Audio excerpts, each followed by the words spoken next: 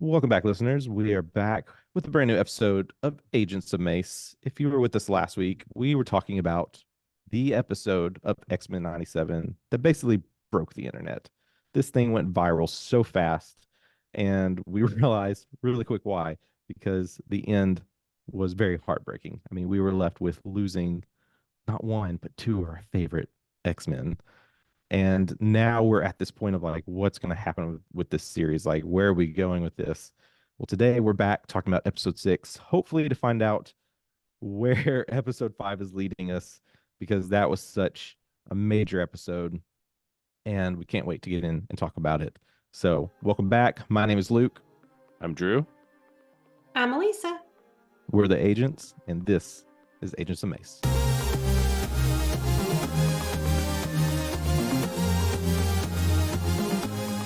X-Men 97, episode 6, which is part 2 of Life Death, which was 2 episodes ago, 3 episodes ago, forever ago.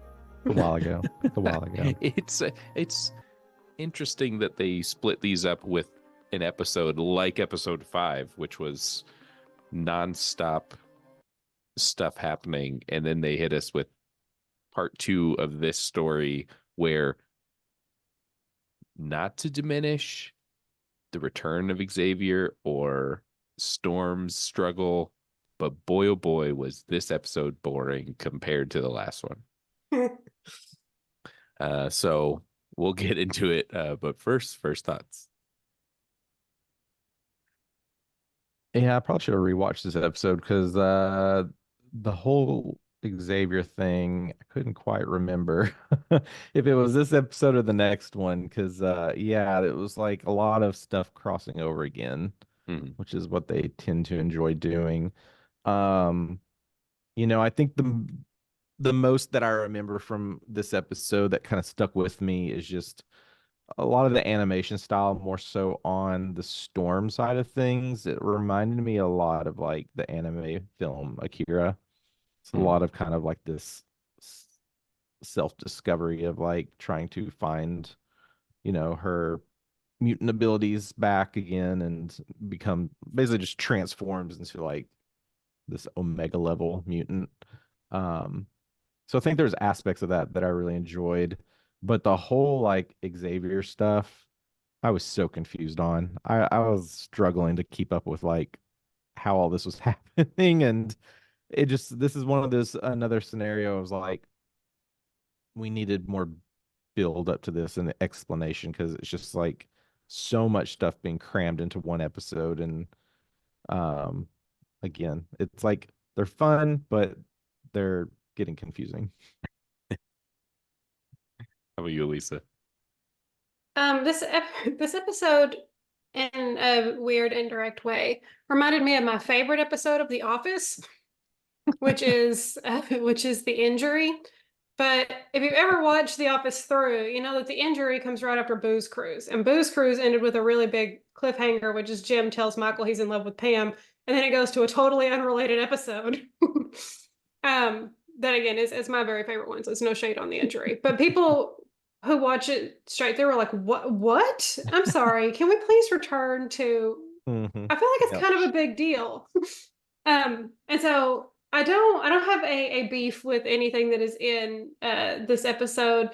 I thought it was, like you said, it's fun. Some of it is maybe a little bit silly. It's like there's two concurrent romance novels happening in this episode, and they're both from the 80s. Like they're very over the top. Yeah. Oh yeah. But I was just like, when are we returning to the really big important thing that just happened? This is where Mm-hmm. I feel like we need to be right now. And again, that's no shade on this. I enjoyed this one, but I was just like, I have to wait another week, at least another week, before we get back to the A plot. Yeah. Yeah. I mean, the A plot and the B plot. This is like the C and the D plot, if even. I mean, Storm's stuff going on to me is more relevant. Like Xavier being dead and them having to deal with Xavier being gone kind of feels like that's okay. They'll work through it. There's this huge thing going on with like anti-mutant aggressors. Okay. Storm trying to get her powers back. Okay, yeah, she should probably get her powers back because she's pretty strong. So cool. I get it. The whole story of surprise Xavier's alive. He's on Shi'ar and he's getting married, and also he can walk. And he doesn't 100% want to stay there. He wants to come back to Earth because he misses the X-Men. Oh, who cares? I don't know. Like I feel like it's more impactful for him to be gone and stay gone and them have to deal with that than like surprise he's actually not gone. I get that he's Charles Xavier, he starts the X-Men, he's a big character, I get it. But I feel like it weakens his death to bring him back for why? Like, I don't know. It was cool to get to see Gladiator. It was interesting to get to see like the Shi'ar because that's like a bigger part of the comics than it has ever been anything else. Um, but yeah, man, it's just like, oh, come on. I, I, it also makes you immediately be like, okay, well, our thought of, maybe Rogue has to decide who's she going to bring back. One, Gambit, two, Mhm. Magneto. But now it's like, well, Charles is alive, so like they're probably both alive, Yeah, exactly. Yeah, it's You've it's taken away just the stakes. The stakes are yeah, what I want. You've taken them away right. from me. You want that conflict between the X-Men of like struggling like do we really want to follow Magneto or try to do something else and have one of them try to step up to challenge Magneto like hopeful for all of that stuff. But at this point, it's just like everyone's gonna come back. Like that's Yeah. just the vibe I'm getting from it, right? If 6 episodes in, like such a kind of carrying over like this legacy series, and it just the way they did it just makes it feel like no big deal. Like hmm it is what it is. Like you should be used to this stuff by now. Right. Right. Yeah. And it's just, I don't know. I feel like Storm getting her powers back while, again, like you're lessening the stakes that you've set. I'm Hmm. okay with that more so than them bringing Charles back, because Yeah, them bringing Charles back makes you feel like, well, nobody can ever die because they'll just bring them back. exactly. And it's like you want to see these moments. Well, it's like that's kind of what we were getting at. It's just like you've got Storm's losing her powers, and you know Scott's and Jean, they're like dealing with their Nathan, and where's Nathan going to end up, and can we save hmm him? And I don't really know about Wolverine. He's just kind of there. He's just kind of Yeah. like, still kind of hung up on Jean. And then you got like newer mutants coming in, but then you got Magneto doing this, like, but then you have the death of these two, and it's just like it feels like the continuation of like the X-Men basically falling apart. hmm Like I wish they would have kept up with that a little bit longer hmm because it would probably make the finale seem so much more special. Like at this point, I really don't know where they could be going with the finale, but it just seems like they're rushing to get everything put back together. Yeah. And it seems like the way that this episode made me feel was when Game of Thrones was on and everyone was Hmm. into Game of Thrones, because it was like nobody's safe.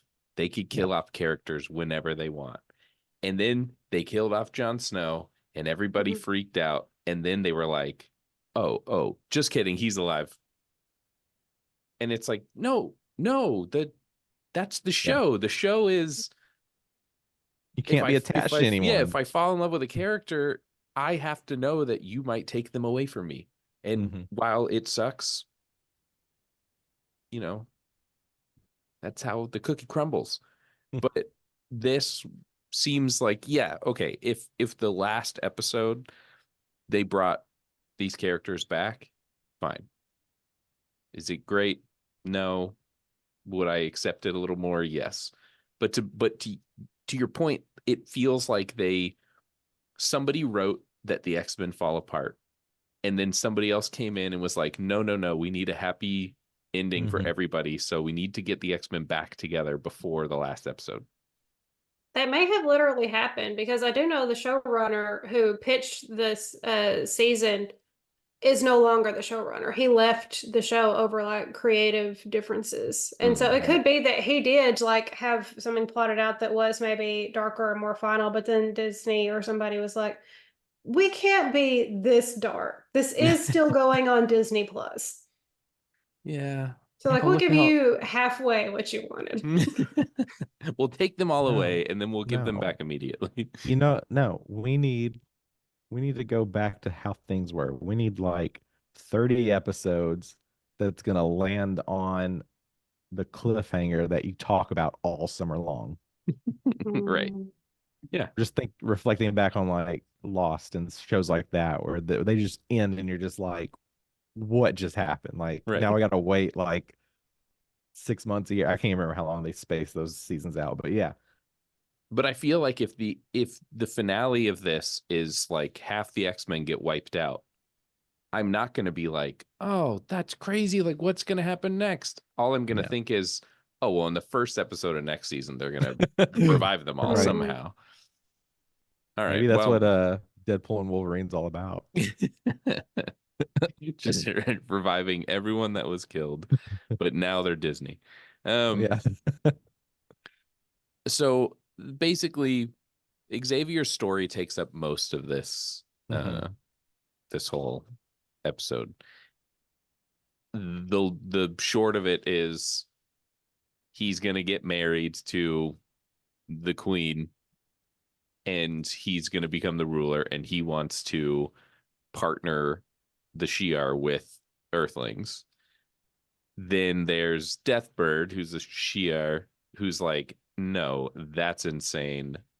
I don't want to do that. Also, you're not even a human, you're a mutant.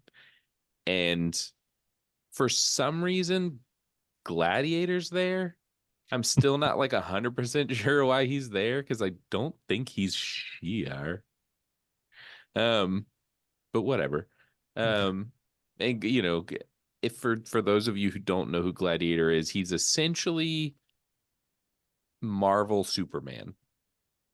But he's but if Superman's planet didn't explode and instead he was, you know, just a really strong alien with basically Superman powers. I mean, you see it in this episode. He literally just like blows a bunch of people down.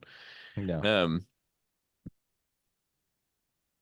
Charles, I don't know why all of a sudden realizes, like, because basically he gets attacked and then all the Shi'ar higher ups are like, yeah, we're not gonna listen to you, like you're insane.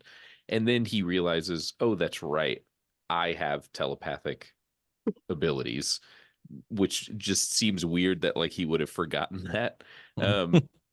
And so then he traps them all in some sort of like mind classroom where he gets a little snarky.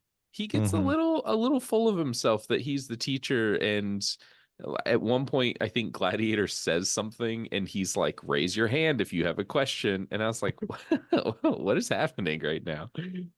And in that, that's where he kind of like learns about what's going on Earth, but it doesn't make sense why he learns what's going on Earth. Like I guess he has his like telepathic link with the X-Men maybe, but like he's talking to all these Shi'ar about joining with Earth, and then all of a sudden he just like gets overwhelmed with the visions of what's going on. The classroom's filled with skeletons, and then Gambit is there, and then he turns into a skeleton, but he's huge. And the whole thing is like, what is happening right now? Like, yeah. Where did everyone else go? Are they still in this mind world while all these skeletons are around? And that's kind of how that story ends for this episode. It kind of leaves you on like a, what are they going to do? The Shi'ar are like, okay, something's happening on Earth. Xavier wants to go back to Earth.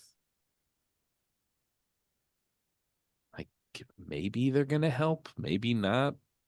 Again, we needed a full episode, Yeah. not rush it so much. Yeah. They're like giving us two stories at the same time when they should just spread Yeah. these out. Like all of Storm's story, like both this episode and the Life Death Part 1, could have been one episode Oh yeah. that was just following what's going on with Storm and Forge. I don't know why they split it up like this.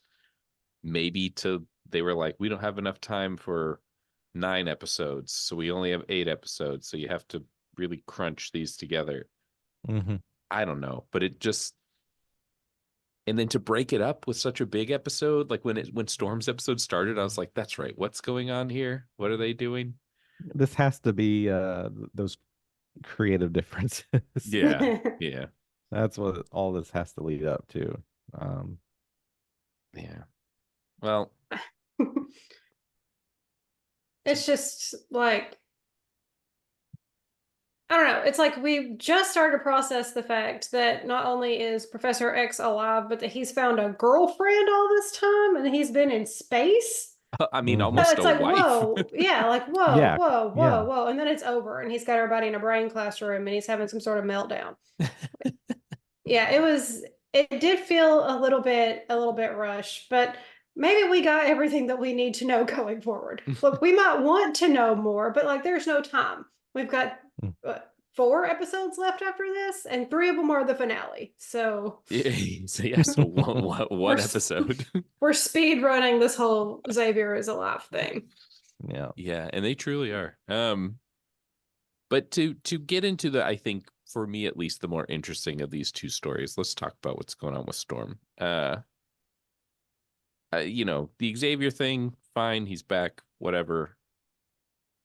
I don't know how space travel works. I don't know how long it would take him to get from Shi'ar to Earth.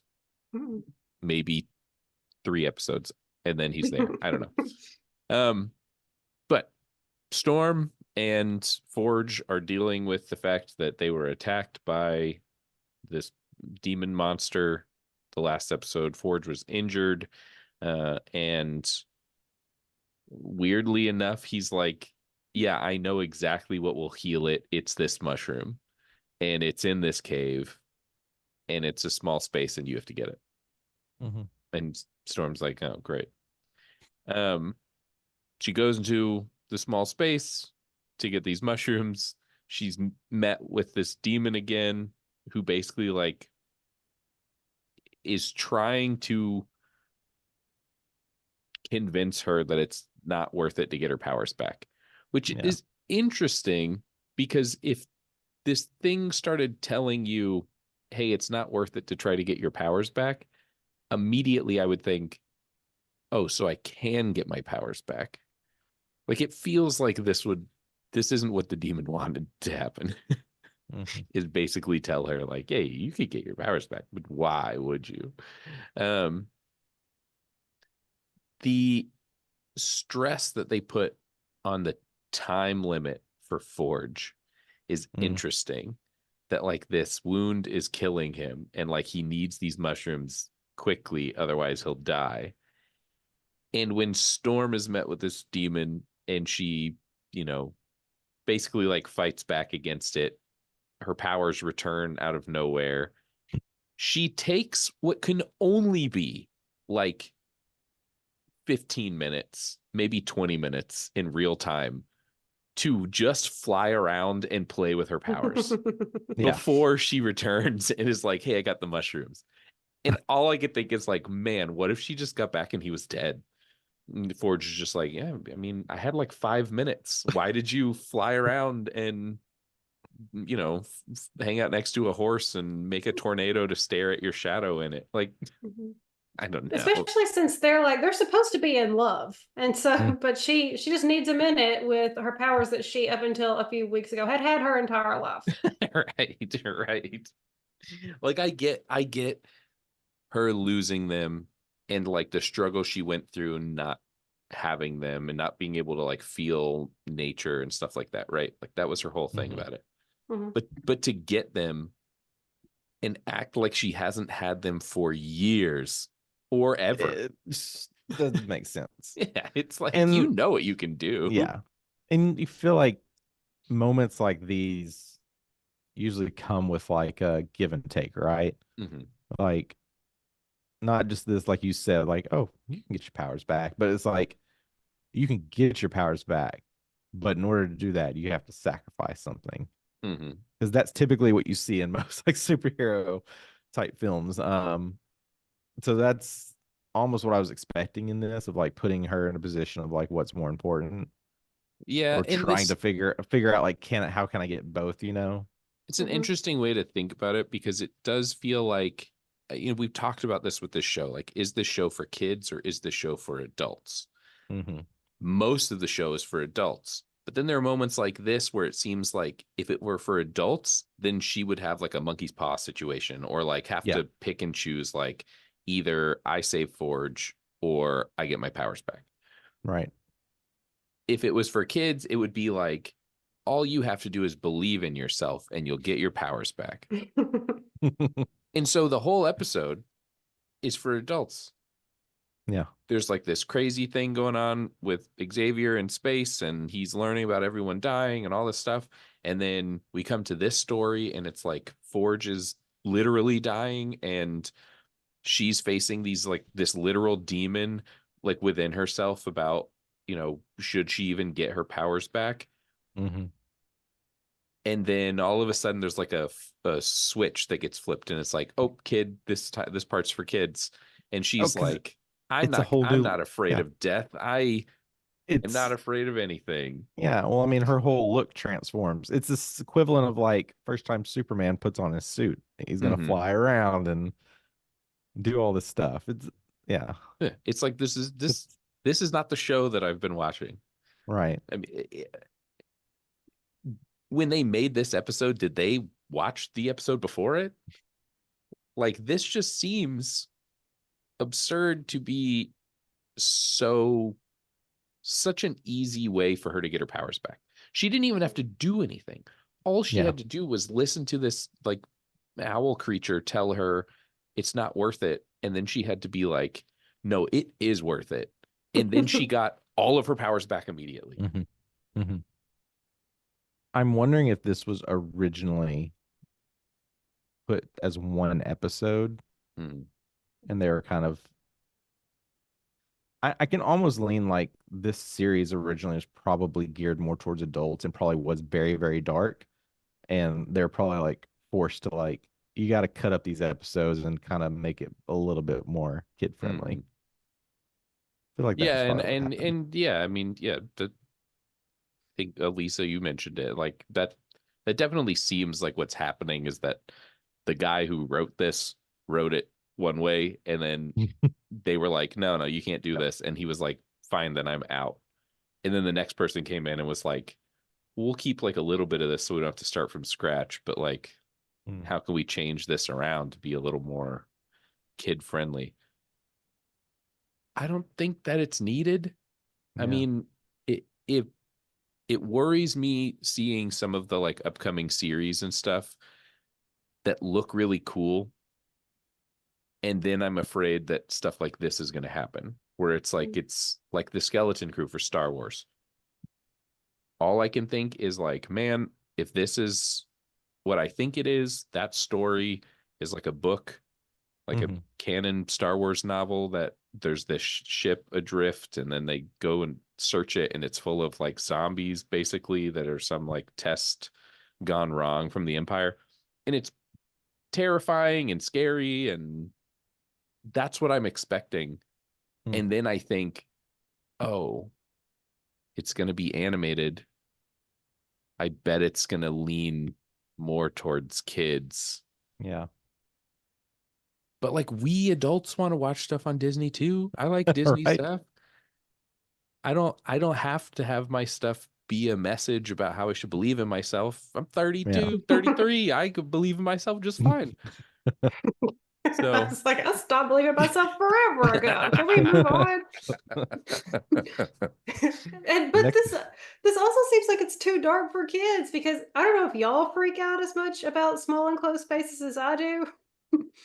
But all of this, Yeah. like having to crawl through tunnels and stuff, I was like, nope, this is nope. Yeah. Yeah. And the What's bird demon and all that, I feel like it's too much for kids, but maybe you guys are saying it might have still been softened for kids rather than presented fully for adults. So Yeah. it is striking kind of a weird balance. Like all the hard stuff she does in this episode is for Forge, not to get her powers back. Right. Right. Yeah.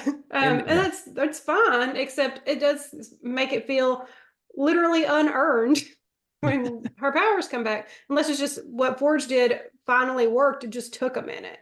yeah. Yeah, but like that's how I almost felt about the episode. It was like a literal switch was flipped. Like it Mhm. was dark, dark, dark, dark, and then someone turned on kid mode just for her to get her powers back. And then turned it off because in the next scene you see Forge with his like giant gash across his chest and she has to smear this bright green mushroom goo stuff? on it to heal it up. You. And it's like, man, what happened there? What was the purpose of that? I Mhm. wanted, even if she got her powers back bit by bit, right? Like she zaps the owl with electricity and is like, oh, that's cool. And then she has to like, but she can't fly yet, or she doesn't have control of tempests or whatever. She Like, makes a dust devil instead of a tornado. yeah. But instead, she flies up into the air. Somehow, her weather controlling abilities means that her hair grows differently and she gets an entire new outfit. I Where'd that come from? never heard about that Also, power. worse outfit. It's just like, what? How did that happen? Where did, yeah, was she just, that was just floating around in the sky. She flew up there and grabbed it. Yeah, I keep the overall look. That was a cool look. Her like white overalls that she's been wearing, which she should just stayed with that. Yeah. Also, this is not about Storm's outfit, but I think if I'm not looking at this wrong, I think Forge had a bandage on his robot leg, which doesn't 1,000% make sense. But I don't understand robots, so Yeah, maybe it was tape, not bandage. maybe he had to duct tape his robot leg. Yeah. Yeah, also like Forge is interesting because his power is basically like if he can think up something, he can make it. And so far, I feel like he hasn't done that. And I get that he's going through this like the last thing he made was the weapon that took away mutant abilities. But like, I don't know, man. Like you're fighting this demon thing. I'm surely you could have thought up something to make, you know? Or you're even a way for Storm to not have to like help you walk around. Why didn't he build a Coulda- machine to bring that mushroom over to him? Yeah, or a new leg. Why is he duct taping his leg? Just build a new one. I don't know. It seems like Forge is only here to be like a little push for Storm to get her powers back. But then, like you just said, she got her powers back and had nothing to do with the fact that Forge was there. Mhm. So I don't know. For me, this was a weak episode. I feel like even the like actiony parts of it were kind of like, yeah, okay. I mean, realistically, in the fight on Shi'ar, we saw Gladiator do a couple things, and everybody else kind of didn't do anything. No. Xavier got like slashed, I think, by Death. What's her name? Deathbird's nails. But she also kind of sucked. She didn't do anything either. So it's just like, so weird. It was a weird choice of an episode to have right after the last episode. Um, well, to wrap up the episode, we see Trask, who is still alive. Um, he is running away from someone. We don't know who.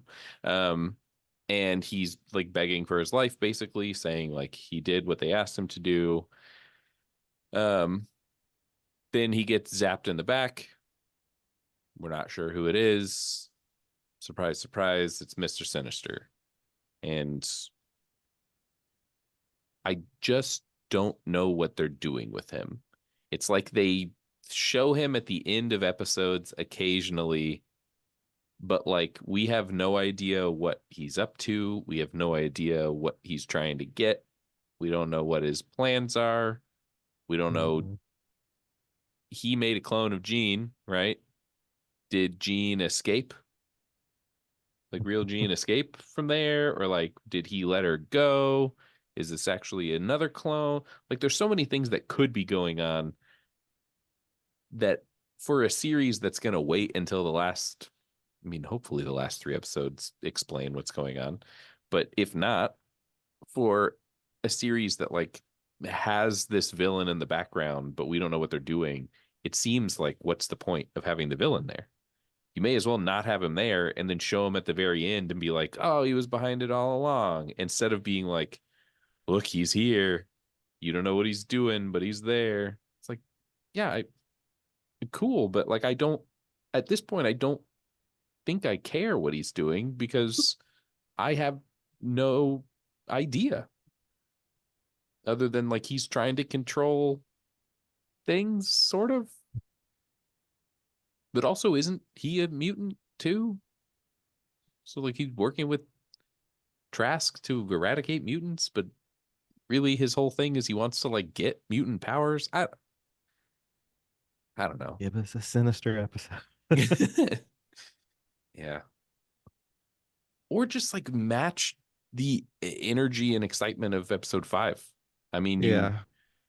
that seems like such like a huge climactic episode to then not continue that into the following episode, and it makes you think like, okay, is episode 7 going to be down here? Is it going to be way up here Yeah. as far as what's going on? Are we going to continue following characters I don't care about, or are we going to see,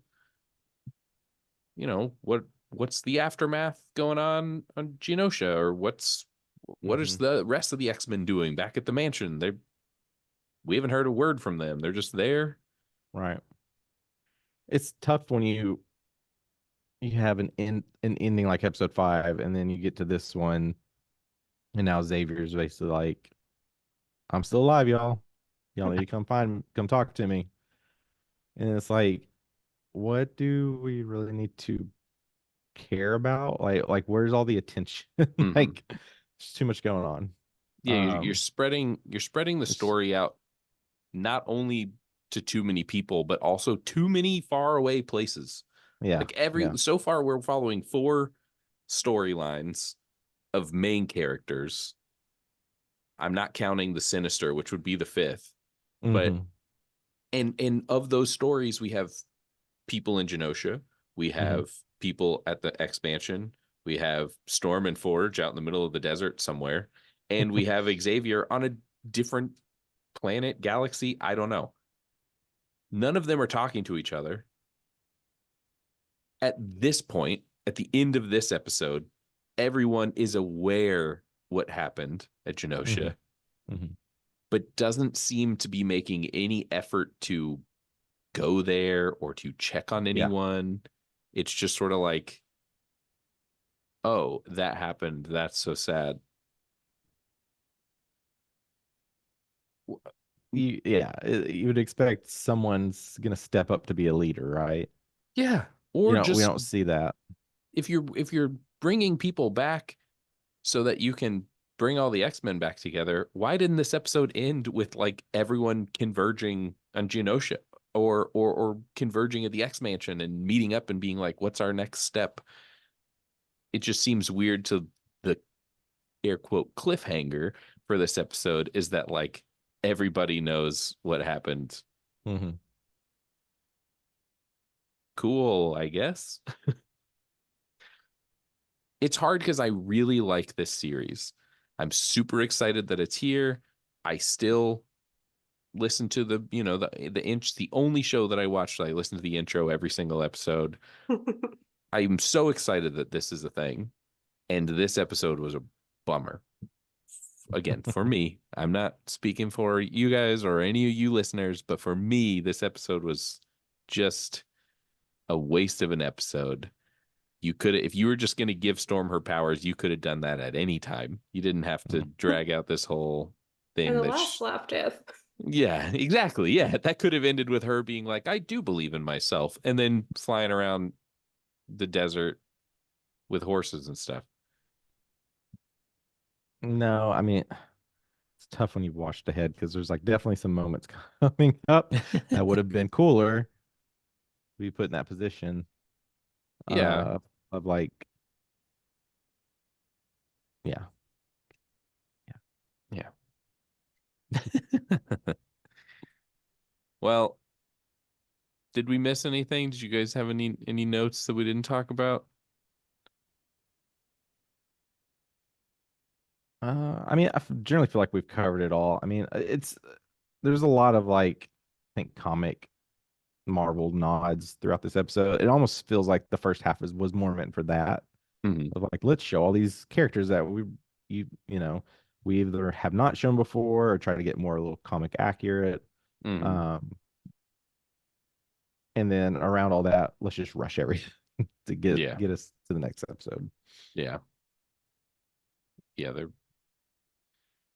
I mean, even the live action series that had less episodes than this didn't feel as rushed as this animated show does. And it's like, if you already knew that you're getting a season two, why rush stuff? This story doesn't have to end at the end of season one. The season one could be the first half or the first 3/4 of whatever this bigger story is. Mm-hmm. I don't know. I guess I don't work for Disney or Marvel, so I don't know what their plan is. But Yeah. anyway, I'm still excited for the next episode. I'm excited to see what happens next and hopefully get us back to episode 5 energy. Not like killing people off, but like I back mean, to are the they? like edge Yeah. of your seat, like, wow, what's going on? Like, are they finally going to team up and like let's just go take down Sinister? Yeah. I feel Yeah. like that's where we're at. Or is there another one of those giant sentinels out there somewhere? Crazy. Who knows? Okay, a Sentinel that massive. This goes back to like the Eternals. Like Yeah, yeah. you would Where was know. it? Like where was that thing? Yeah. I mean, that's yeah, even we mentioned it last episode, but I feel like we didn't talk about it enough. That was like, how did no one see it? See that? How in Yeah. this entire city no one saw this thing flying towards them? It didn't teleport there. Yeah. Can't talk about it yet. We'll talk. Yeah. There's a yeah. There's one particular thing that would make perfect sense, but can't talk about it just yet. We'll get there. Yeah, we'll get there. If y'all watched ahead, then you know what I'm talking about. I have watched ahead, but I have not watched the last 2 episodes.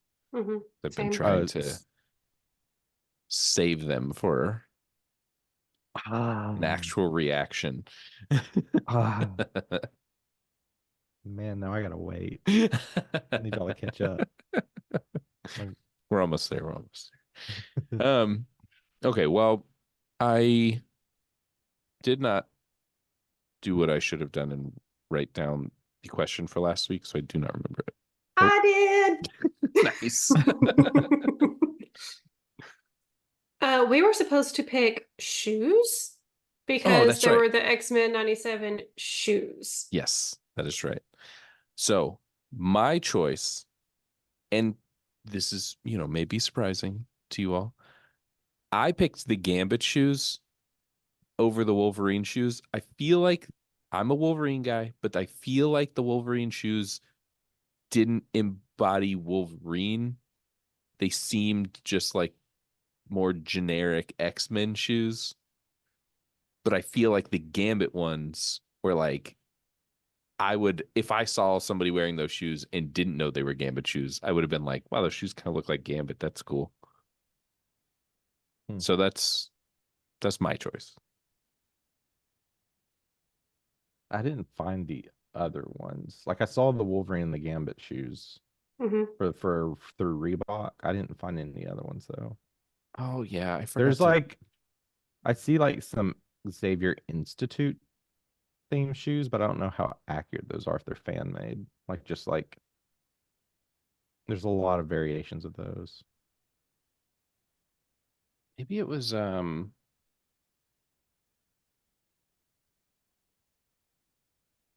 Adidas. No. Yeah, I didn't find other real shoes either, but I did find a Reddit post where somebody had created like some Created. concepts. And so that's what I picked. I picked the Magneto one out of those. And so Nice. I will send it to y'all because they're great and I would actually wear them. Let's see. Where did it go? I downloaded it just a second ago. I feel like I don't understand why Nike hasn't come out with the line from She-Hulk. Like they don't even have to do anything. They could just take that picture and be like, "Oh, Mhm. this is all we have to do is put these colors in this order and this Yeah. design, and boom, we have an entire line of like 50 plus shoes going on." Hmm. So, well, I'll be sure to post those in our social so that you listeners, if you haven't already seen them, you can see them, and I'll be sure to add the Magneto shoes. Um, Which are not real, sadly. but if you're a cobbler, I guess would be the term. If you're that dude from the movie Air. Yeah, exactly. Right. Yeah. then make these shoes, please. I'm looking at the Magneto ones now.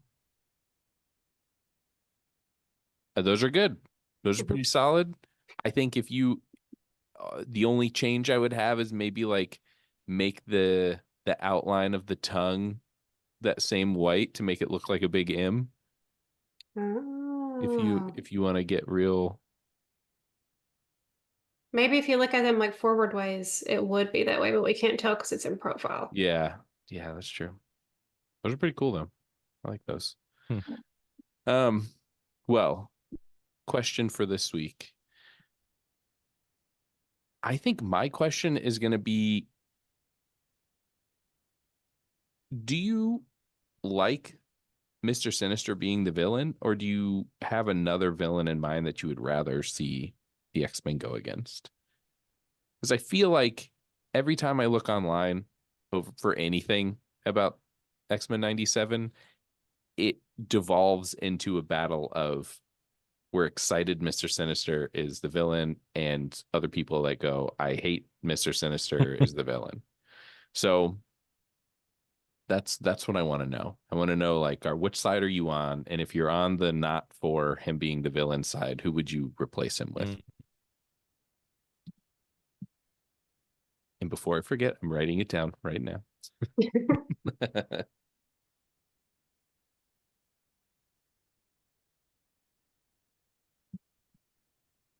Well,